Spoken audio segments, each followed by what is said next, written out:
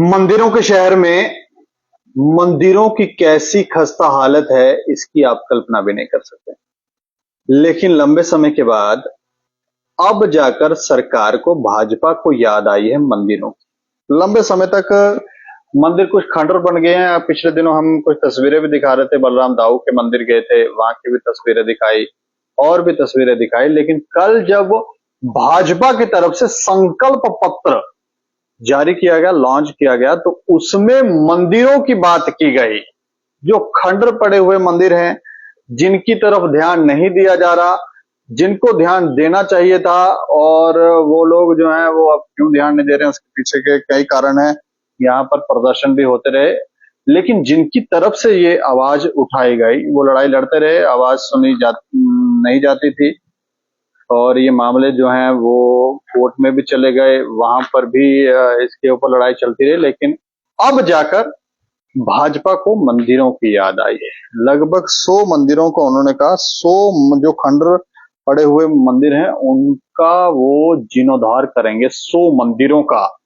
और कुछ पैसे भी अब आ गए हैं कुछ मंदिरों के। जो बलराम दाऊ का हमने आपको तस्वीरें दिखाई थी, मंदिर दिखाया था, वहां के लिए भी जानकारी है कि काफी सारा पैसा जो है उसको वापस से रेनोवेट करने के लिए पैसा आ गया। लेकिन चर्चा करेंगे, चर्चा करने के लिए हमारे साथ प्रीतम शर्मा जी हैं, जिन्होंने काफी लंबे समय तक इसकी लड़ाई लड़ी है। और क्या ये प्रसन्न है, खुश हैं, इनसे जानने की कोशिश करते हैं। अच्छा प्रीतम जी, आपका स्वागत है हमारे चैनल पे। बहुत बहुत स्वागत दीपक जी आपका, कि आज हमें आज फिर से आपने पकड़ लिया। मतलब आज आप प्रसन्न भी दिख रहे हैं। बिल्कुल प्रसन्न है। कम से कम हमारी जो कई वर्षों की मेहनत थी, जो हम चिल्ला चिल्ला कर रोड से लेकर कोर्ट और कोर्ट से लेकर अपनी सरकार के माध्यम तक, माननीय राष्ट्रपति तक, माननीय प्रधानमंत्री तक, माननीय गृह मंत्री तक हमने अपनी बात को पहुंचाया मेमोरेंडम के माध्यम से, कि जम्मू के मंदिरों का जो हालत है, ये जम्मू कश्मीर की धरोहरें हैं, जम्मू कश्मीर की हेरिटेज है, ये आज धीरे धीरे गिर गिर के बर्बाद हो रही है, तो इनको बचाया जाए। तो ये मैनिफेस्टो देखकर मैं भाजपा का देखे मुझे बड़ी प्रसन्नता हुई। समाचारों में भी सुना था, अभी मैं इसमें डिटेल में पढ़ रहा था। तो उन्होंने कश्मीर से लेकर जम्मू तक तमाम इसमें गुरुद्वारे भी उन्होंने शामिल किए हैं जी। तो बहुत बहुत बधाई इनको, कि कम से कम हमारी आवाज को उन्होंने समझा, और उन्होंने अपनी की ड्यूटी भी समझा कि ये धार्मिक स्थान बचेंगे तो हमारी संस्कृति बचेगी, और संस्कृति बचेगी तो हमारा पूरा सिस्टम बचेगा। काफी सारे परिवार जो है इन मंदिरों की वजह से उनका भी घर परिवार चलता है। बिल्कुल, जम्मू कश्मीर की रोजी रोटी ही मंदिरों की निर्भर है जी। इसीलिए मंदिरों का शहर, टेम्पल्स ऑफ सिटी इनको कहा जाता है।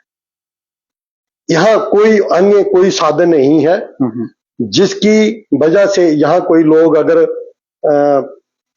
कोई आना चाहे तो वो क्यों आएंगे, इसलिए कि यहाँ बहुत खूबसूरत प्राचीन मंदिर है, राजे महाराजों के द्वारा बनाए गए हिस्टोरिकल टेम्पल है, जो पूरे विश्व में आपको देखने के लिए मिलेगा। इतने सुंदर टेम्पल है, लेकिन उनका रख रखाव, उनकी जो खंडार बन चुकी जो हालत है, वो अपनी दयनीय स्थिति पर रो रहे थे, और हम भी रो रहे थे उनके साथ, चिल्ला रहे थे कि भाई इनको बचा लो, ये डोगरा हमारी समाज की हेरिटेज है, हमारी पूजनीय स्थल है, हमारी ये धरोहरें हैं, इनको बचा लो। तो इन्होंने भाजपा वालों ने अभी ये मैनिफेस्टो में इसको लगाया है। एक बात बहुत अच्छी है, 100 के करीब मंदिरों का ये जीर्णोद्धार करने जा रहे हैं, हम इनको बधाई देते हैं। परंतु इसके साथ हम ये भी इनको कहना एक मांग करेंगे कि जिनके संरक्षण में ये मंदिर चल रहे हैं वह सुरक्षित नहीं है, ना तो उनकी जमीनें सुरक्षित है। अभी ऑडिट करा लो, 47 में कितनी थी और आज कितनी है, आपको पता चल जाएगा। मैं कहने का कुछ नहीं, बाकी तो न्यायालय में तो केस चल ही रहे हैं, लेकिन अगर सरकार चाहे तो न्यायालयों का इंतजार बिना किए भी कार्रवाई कर सकती है। कितनी जमीनें थी और आज कितनी रह गई हैं, और क्या कारण, किन लोगों ने बेची। कश्मीर वैली के अंदर मंदिरों की जमीनों पर मस्जिदें बन जाए, वहां पर कॉलोनियां बन जाए, और डबल बेंच शेयर का फैसला दे कि वहां के डीसी साहब को कैसे इन्हें डिसमेंटल करके मुझे रिपोर्ट दो, यहां के मंदिरों की पूजा करने की जो उसकी व्यवस्था करें। अगर डबल बेंच कोर्ट को आगे आना पड़े तो फिर सरकारें किसके लिए, सरकारों का क्या दायित्व है। वो क्या इंतजार करेंगे ये सब लुट जाए, बर्बाद हो जाए, तो फिर सरकार जागेगी? तो इसलिए बड़ी पीड़ा है। लेकिन हमें आज बड़ा हर्ष हो रहा है कि कम से कम इन्होंने ये समझा कि ये धरोहरें बचानी है, और इन जिनके संरक्षण में है, जब तक उन संरक्षण से मुक्त नहीं होगी तो इनका रखरखाव ठीक ढंग से नहीं चल पाएगा। इसका लाभ यानी कि जो आने वाले हमारे यात्रीगण जो बाहर से हैं उनको उनका पूरा लाभ नहीं होगा, क्योंकि वहां व्यवस्था ठीक नहीं है। व्यवस्था ठीक करने की जरूरत है। ये पहला पड़ाव है। हम फिर अपील करेंगे सरकार के, सेंट्रल गवर्नमेंट, माननीय गृह मंत्री से, कि आपका बहुत ही आपने सराहनीय कार्य किया है, तो मेहरबानी करके थोड़ा सा कार्य और बढ़ाएं इनके संरक्षण के लिए। जैसे आपने सारी कमेटियों के लिए तो संरक्षण के लिए बोर्ड बनाए हैं। अभी बका बोर्ड की पूरी दुनिया भर में चर्चा चल रही है, उसमें अमेंडमेंट करें, क्योंकि इतने इसे कांग्रेस सरकार ने कानून बनाया था कि बाका बोर्ड जो है, अगर 1947 में उसकी कोई जमीन अगर मान लो 10% थी, आज वो 410% हो गई, और हमारी अगर 410% थी वो आज 100% रह गई। तो ये क्या कारण है? हमारी धार्मिक स्थलों की जमीनें खत्म हो गई और उनके धर्म स्थलों की जमीनें बढ़ गई, क्योंकि वहां बोर्ड था, उनकी उनकी बरादरी, कानून ऐसे बनाए थे, कानून ऐसा बना था। अब बका बोर्ड के साथ साथ गुरुद्वारा प्रबंधक बोर्ड देखो, उनका भी गुरुद्वारे विकास कर रहे हैं, 24 घंटे लंगर लगे हुए हैं, अपने यात्री आते हैं, वहां पाठ होता है, सब कुछ होता है। ऐसे ही क्रिश्चियनों के लिए चर्च सोसाइटी है, तो वो भी अपने धर्म का प्रचार विस्तार करते हैं, बराबर अच्छा। लेकिन हमारे जो धार्मिक सनातन की जो है ये दशा है, अलग अलग हिस्सों में बांटकर, अलग अलग बोर्ड का गठन करके, अलग अलग हिस्से में बांटकर, ये बाकी जो इनकम वाले मंदिर वो तो बोर्ड के में अंदर आ गए, जिनमें इनकम कम है तो मंदिर कैसे चलेंगे? ये तो भेदभाव है ना। जैसे मानो वैष्णो देवी बोर्ड इसी मैनेजमेंट के अंदर थी, तो वो उसका बोर्ड बना दिया, माननीय जगमोहन जी ने बोर्ड का गठन करके बहुत बड़ा काम किया। लेकिन बाकी के मंदिर छोड़ दिए, उनकी लैंड जो है उनके रहमो कर्मों पर छोड़ दी, जिसकी वजह से बहुत बड़ी हानि हुई है, इसकी जो दुर्गति हुई है।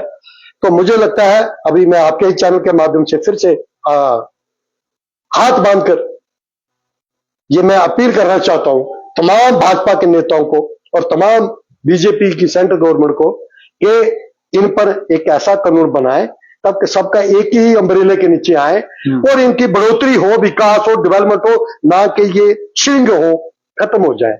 अब श्रृंग हो रहे हैं। और अगर मैं वही आपको एक उदाहरण दिया, 47 में कितनी थी और आज कितनी है, बाका बोर्ड की 47 में कितनी थी और आज कितनी है, दोनों में तुलना कर दीजिए। या आपके बाद अब हिंदुओं की नुमाइंदगी करते हो, हिंदुओं के लिए बोर्ड लेते हो, हिंदुओं के लिए आप लड़ते हो, मरते हो, आपने सारी उम्र संघर्ष दिया, तो थोड़ा सा कष्ट करे, ये इसे मुक्त कराकर इसका एक इंडिपेंडेंट कोई कमेटी गुरु इसी की तर्ज पर कोई संस्था नियुक्त कर दें, ताकि इसका रखरखाव आपका पैसे का सही जुटलाइक हो, उसका सदुपयोग हो, ना कि दुरुपयोग हो। वो पैसा लगाए और उसी जो आप जाने के बाद उस संपत्तियों को फिर से वही खुर्द-बुर्द हो जाए। यही मेरा कहना है। मतलब एक और बात यहाँ पर दिलचस्प है कि ऋषि कश्यप का भी नाम आया, ऋषि कश्यप की तीर्थ भूमि। बिल्कुल, ये नाम थोड़ा सा इसको ऐसा लगता था पहले कि दबा के रखा गया था, लेकिन भाजपा की तरफ ये इन्होंने उठाया, ये बहुत अच्छा किया, क्योंकि ऋषि कश्यप जी ने ही तो कश्मीर बसाया था। कश्मीर का ये उन्हीं के नाम से चलता है। लेकिन आज वह दूसरी पार्टियां पर, मैं सियासी बात नहीं करूंगा, कि दूसरी पार्टियां जो नाम बदलने जा रहे हैं, हम शंकराचार्य पर्वत का नाम ही बदल देंगे, दूसरे पर्वतों का, दूसरे गार्डरों का नाम ही चेंज करें, दूसरे पहाड़ों का नाम ही चेंज। ये तो गलत बात है ना, ये तो गलत है। ये डुग्गर भूमि थी, ये अपने ऋषि कश्यप की भूमि थी, और उसी तुमने तप करके ये जो भूमि जो है ये बसाई थी, और इसमें बहुत लोगों ने योगदान दिया है। किसी एक विशेष कमेटी की मैं बात नहीं करूंगा, सबने दिया, लेकिन विशेष करके डोगरा राजाओं ने बहुत इसको संभाल के और अपने ठीक तरीके से इसको चलाया है। तो वो जो चीजें उन्होंने बनाई वो ठीक ठीक हाथों में हो। एक और बात मैं जानना चाह रहा हूँ, पिछले दिनों हमने कुछ खबरें भी दिखाई थी कि मंदिरों की स्थिति काफी जर्जर दिशा में पहुंच गई थी, और उसके लिए जानकारी यह है कि कुछ पैसे वगैरह भी, बिल्कुल, हमने समाचार पत्रों जो मानिए, यहाँ हमारे जो चीफ सेक्रेटरी हैं डुल्लू साहब, उनका एक वक्तव्य आया था, तमाम जो डीसी हैं, जो एडमिनिस्ट्रेटर के जो एसडीएम हैं, उनको कहा कि हमें ब्यौरा दो, और फिर दूसरे हफ्ते में उनका एक ब्यौरा भी आ गया, इस मंदिर के लिए इतने करोड़, इसके मंदिर के लिए इतना करोड़, करोड़ों में आया है। तो ये बहुत अच्छी बात है। उम्मीद है अब कायाकल्प होगा और जम्मू के जो लोगों की जो उम्मीदें हैं उनकी भी पूरी होंगी, और इससे टूरिज्म यहाँ यात्री जो बाहर के जो धार्मिक यात्री हैं उनका भी बढ़ोतरी होगी। इससे लोगों के जो व्यापार जो एकदम पट्टा बैठ गया है, जो लोग बेचारे डिमोरलाइज हो गए हैं और एकदम कोमा की स्थिति में चले गए हैं, मुझे लगता है इस इन कामों से उभरेंगे, निश्चित तौर पर इसका लाभ होगा। जो लेकिन पहले भी देखा गया, जब भी पैसा आता है तो वो लगाने नहीं दिया जाता। वो एडमिनिस्ट्रेशन उनका एक एंडामेंट एटीट्यूड रहा कि वो कहते नहीं कोई सरकार का 1 रुपया लगे, सरकार अगर 1 रुपया अगर लगाती है हो सकता हमें कहीं कल बाहर न निकाल दे, वो इसलिए वो ये इसका लेजर शो के लिए रघुनाथ मंदिर के लिए पैसा आया था। मैं उसका गवाह हूँ। वहां के चीफ जो टूरिज्म डायरेक्टर थे ओपी भगत जी थे, उन्होंने हमें डीपीआर उसकी तैयार करके पूरा पिक्चराई करके बनाया कैसे लेजर शो चलेगा, जहां कम से कम 10,000 लोग जो है शाम को मंदिर के अंदर उसके लेजर शो का नजारा भी देखेंगे और मंदिर का भगवान राम जी के दर्शन भी करेंगे और वहां तमाम मंदिरों के आशीर्वाद लेंगे। लेकिन इनकी ही अड़ियल रवैये की वजह से वो जो पैसा था वो स्कीम थी वो लैप्स हो गई, टूरिज्म पैसा नहीं लगा सका, ना लेजर शो चला और भी कई पैसे वहां आते रहे, नहीं लगने दिया उनका। यही एक परिवार है जिसकी वजह से यहाँ बर्बादी हुई है। ऐसा तो नहीं है कि ये जो पैसा है ये भी नहीं लगने देंगे। मुझे तो शक है, लेकिन अगर सरकार चाहे तो सब कुछ कर सकती है, सरकार चाहे तो सब कुछ कर सकती है, लेकिन मुझे शंका है कि वो अभी भी आनाकानी करेंगे। और मैं सुनने में आया कोई एनओसी कुछ डिपार्टमेंट गए थे, एनओसी देने में कोई आनाकानी कर रहे हैं, तो हमें इसमें पड़ना नहीं है। सरकार जाने या ये जाने, हमारा संघर्ष कल भी था, आज भी है और कल भी रहेगा। जब तक हम जीवित है संघर्ष करते रहेंगे, जब तक इनकी हमारी हेरिटेज ये धरोहरें नहीं बचती, इनका संरक्षण ठीक ढंग से नहीं होगा, तब तक हम लड़ते रहेंगे। चलिए, शुक्रिया हमसे बातचीत करने। बहुत बहुत धन्यवाद दीपू जी। तो लंबे समय के बाद एक खुशखबरी जरूर आई है, और मंदिरों का जो मंदिर खंडर बन गए थे उनकी तरफ ध्यान जो है वो सरकार की तरफ से दिया जा रहा है लंबे समय के बाद। लेकिन इन मंदिरों को लेकर भी एक लंबी लड़ाई जो है वो यहाँ पर चलती रहती है। अब देखने वाली बात होगी कि जो सरकार भाजपा जो कह रही है वो कर पाती है, उन्हें करने दिया जाता है, या फिर वो जिस तरह से पहले शांत हो गए थे दोबारा से शांत हो जाते हैं। खबर के ऊपर आप प्रतिक्रिया रखें और देख रहे हैं दैनिक क्षण समाचार। मुझे और मेरे सहयोगी अरुण कुमार को नमस्कार।